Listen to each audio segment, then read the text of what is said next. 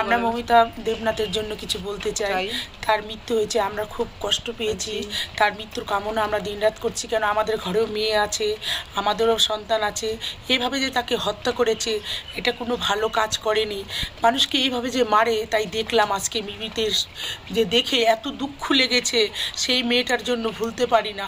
আমার সন্তান না হোক, ও তো আরও কোনো মায়ের সন্তান, সেই যিনি সুবিচার পায় আপনাদের কাছে কামনা করে বারবার করছি, যিনি সে সুবিচার পায়, যিনি দেহটাকে শান্তি পায়।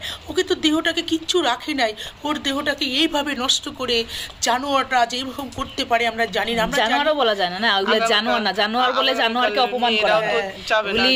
মানে আমরা যে ভাবতে পারি নাই যে এরকম একটা হবে।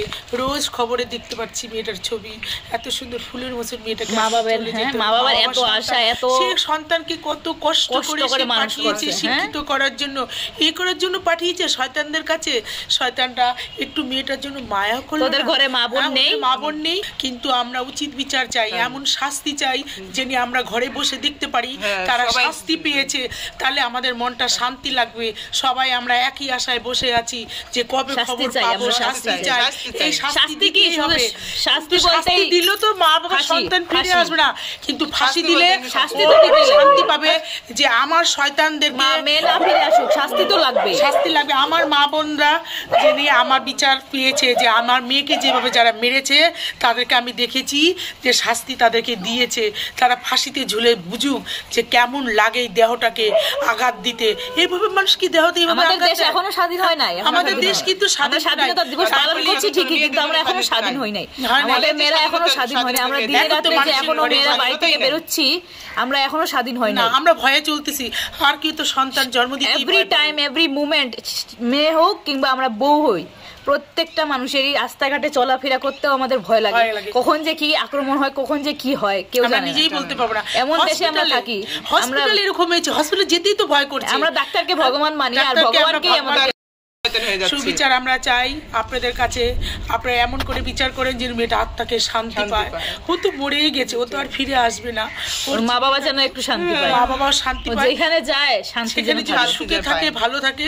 আর ওই শয়তানগুলো যিনি কোনোভাবে বাঁচতে না পারে, ওরা যদি শাস্তি না পায়, তাহলে আমরা চুপ হয়ে কিন্তু বসে থাকবো না।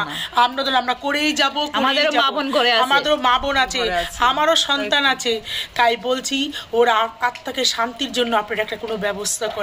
আপনার তো থাকে, ও তো আর ফিরে আসবে না। বলেন, আসবে আপনাদের কাছে? মায়ের সন্তান মাকে ডাকলেও পাবে না। কি জানি না আমাদের এই দেশে কি হবে, আরো কত কি দেখতে হবে। আমরা তাই বলি আপনারা সুবিচার দিলে এই দেশ সুন্দর হবে, সুন্দরভাবে আবার বাঁচতে পারবে, আবার সবাই চলতে পারবো। যদি বিচার না হয় তাহলে এই দেশ আর শান্তি হবে না, কেউ আর ভয়ে চলে মরবে। দিন এইভাবেই চলতেই থাকবে। তাই বলছি, সাহস বাড়বে, আর নষ্ট করবেন না।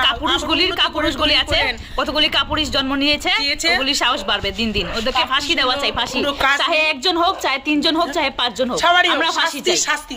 ও একা মরছে কেন? ওকে তো সবাই মিলে মারছে, কেউ যিনি রাত ছাড়া পায় না। তাই তার শাস্তি আমরা চাই। তাহলে আমরা লড়বই।